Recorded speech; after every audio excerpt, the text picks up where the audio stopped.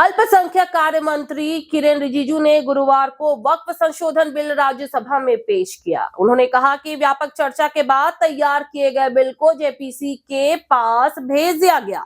वक्फ को लेकर जेपीसी ने जितना काम किया उतना काम किसी कमेटी ने नहीं किया। इससे पहले बुधवार देर रात चर्चा के बाद इस बिल को लोकसभा से पारित कर दिया गया।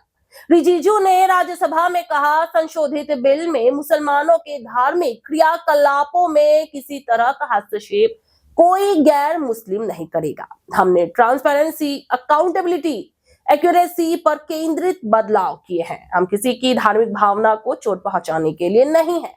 गरीब मुसलमानों को न्याय मिले, हमारा यही उद्देश्य है। विपक्ष की ओर से चर्चा की शुरुआत करते हुए कांग्रेस सांसद सैयद नसीर हुसैन ने कहा, बीजेपी को लोकसभा चुनाव में मेजॉरिटी नहीं मिली, इसलिए ये पोलराइजेशन करना चाह रहे हैं। सभी जानते हैं कि देश में कौन ध्रुवीकरण करना चाहता है।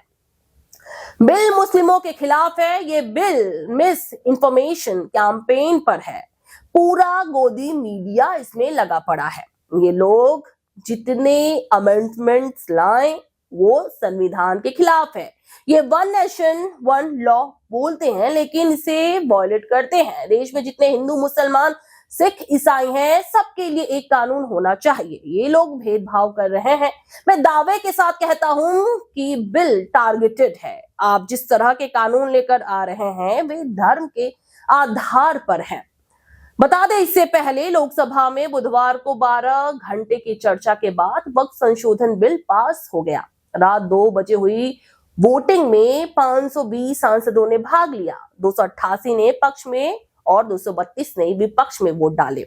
अल्पसंख्यक मामलों के मंत्री किरेन रिजिजू ने इसे उम्मीद करार दिया। जी हां, इसे उम्मीद का नाम दिया। मगर सवाल यह है कि क्या आज वक्फ बिल जो है राज्यसभा में पारित होगा?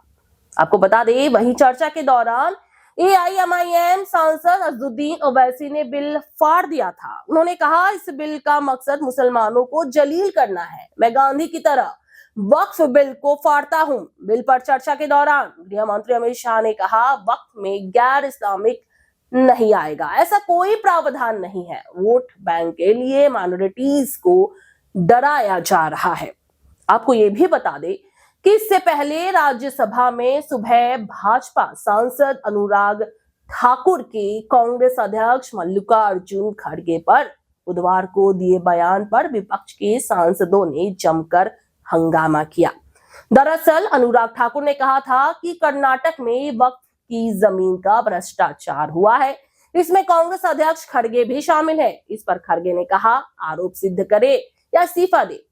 खड़गे ने कहा, अनुराग ठाकुर उनके या उनके परिवार के किसी भी सदस्य के वक्फ बोर्ड की 1 इंच भी जमीन पर कब्जे को साबित कर देते हैं तो मैं राज्यसभा में नेता प्रतिपक्ष पद से इस्तीफा दे दूंगा। मगर देखना यह होगा क्या, जैसा कि हमने कहा कि क्या राज्यसभा में भी वक्फ बिल जो है पारित होगा या फिर से इस पर एक क्वेश्चन मार्क लगेगा, यानी कि प्रश्न चिन्ह लगेगा। आप इस बारे में क्या राय रखते हैं हमें कमेंट कर जरूर बताएं और देश और दुनिया की तमाम बड़ी खबरों के लिए नजर बनाए रखिए सुपर न्यूज 24 पर। इसी पर स्टाइल भी आपका और सेलिब्रेशन भी आपका। सिर्फ इनसाइड, इंडिया का फेवरेट एथनिक वेयर। चाहे ट्रेडिशनल ग्रेस चाहिए या मॉडर्न ट्विस्ट, हर स्टाइल पर मिलेगा यहाँ। इनसाइड लेकर आया है खास महिलाओं के लिए शानदार फेस्टिव ऑफर।